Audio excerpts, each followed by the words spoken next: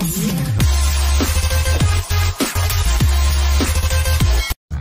magandang araw sa inyo lahat mga boss, no? And welcome back sa ating channel. So for this video, meron tayong gagawin balisang Sony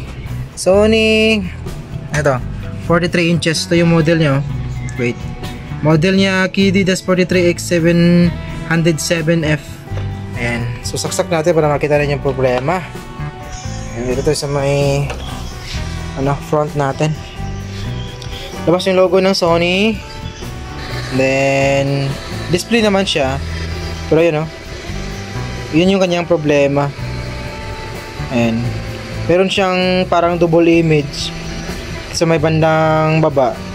Ayan, ano pala tawag nito? Kanang slow motion logo o freezing display. Meron siyang freezing display dito sa may bandang kalahati ng ating panel. Then meron natin makikitang guhit-guhit dun sa kanyang panel. Nakita nyo ba? May mga guhit-guhit na maliit na yan. Tapos meron siyang freezing display. So ito yung subukan natin guys. Sana magawa natin ng paraan. Ayan, buksan lang muna natin to. So ayan mga boss, bali nabuksan na po natin yung unit natin ngayon. And bali troubleshoot muna natin siya, ginawa natin yung mga pamamaraan.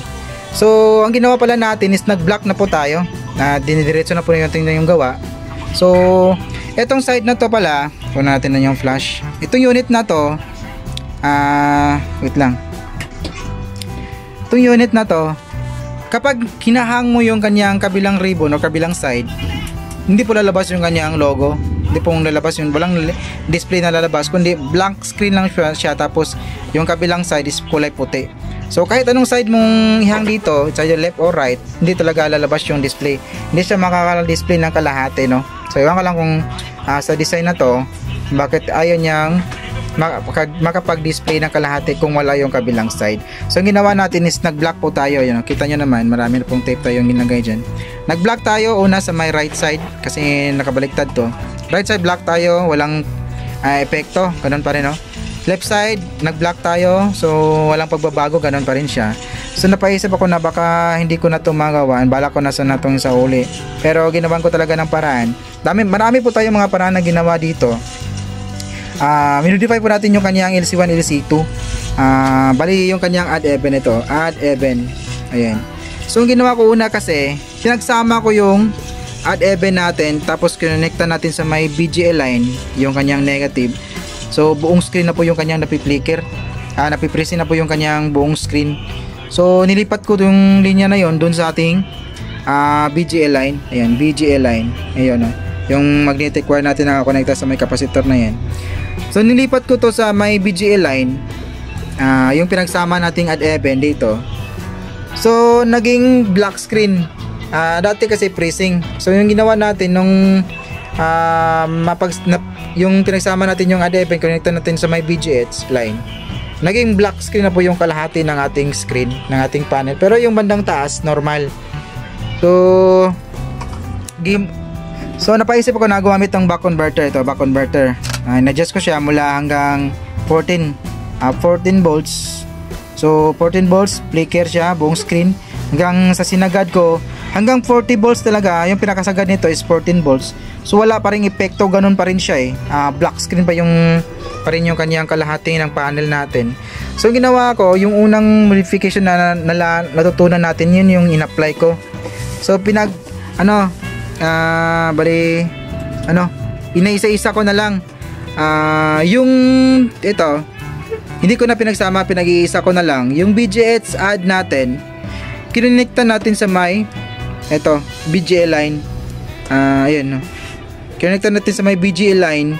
Tapos yung add even naman, kinonekta natin yan dito sa may BGH line, yung 29, yung positive 29 volts. So ito yung kanyang resulta. Dami nating tape na kinuha, ayan, pakaraming tape kasi nagdagdag bawas tayo sa taping natin. Baka makuha natin sa ganung paraan Ayan, so saksak natin. Nilabas yung logo ng Sony. Ayun, di ba? Naka-IC may input po siya, so lipat po tayo. Lipat tayo sa may channel. Wait, yun pala. Ayan. Ayan. So kanina kasi naka-channel. So tingnan niyo naman, nawala na po yung kanyang freezing display. Ayan, 'di ba? Kanina kitang-kita niyo naman yung pagte-test natin, hindi pa natin binuksan, napi-freezing po siya. Ayan, ngayon naman hindi na po siya napi-freezing, pero yung guhit talaga, yung mga guhit na nakikita natin dati kanina, yung maliliit na guhit, ay hindi talaga natin kinaya. Hindi po natin nakuha, no. Ayan, meron talaga kahit anong adjust natin, yung add even natin, inaisa-isa po natin na nilagay sa may back converter, in-adjust natin yan pa konti-konti. Hanggang ganun pa rin siya. Pati yung even natin, in-adjust din natin siya pa konti-konti. So ganun pa rin siya. Kasi kung pinagsama natin yung add even, tapos in-adjust natin dito, kahit anong voltahe pa, ayaw talaga niya makuha. Black screen talaga yung kanyang kalahati ng panel. Ayan. So ngayon, sa ganitong paraan, pinag-isa-isa hindi natin pinagsama. Pinag-isa-isa natin is nag-normal na wala na po yung kanyang black screen, na wala po yung kanyang freezing display. Pero yung linya talaga, ito hindi na po talaga natin makuha yan. Kasi yung problema nito dati, konti pa lang yan dito sa may bandang ilalim. Konti pa lang yung guhit-guhit, hanggang sa katagalan, hindi pinaayos, dumami na po yung guhit, tapos nagka-freezing display na po siya. So saka na lang dinala dito at pinaayos.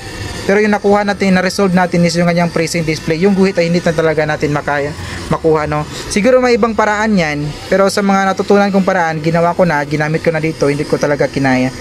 So magtatanong-tanong tayo siguro kung may naka-experience nito kung paano makuha yung guhit na yan. Pero sa ngayon, ito lang muna yung gagawin natin.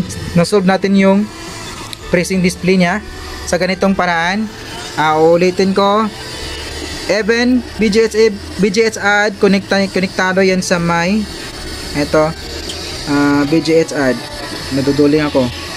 Ayan, BGH add, konektado yan sa may BGL natin. Tapos BGH even, konektado naman yan sa may BGH natin. So tama tayo, BGL sa may add, even naman sa may BGH. Ayun. So close ko lang to. I-arrange natin yung ating magnetic wire. Tatanggalin natin yung back converter na to kasi hindi po umubra dito. Arrange natin yan. Balik po natin yung frame, kasi yung frame nito nakaka-cover dyan. Silbing heatsink ng ating MCU ng ating T-Con board. Then nagpa-final testing tayo. Lagyan natin ng video para makita natin yung guhit na hindi talaga na kuha.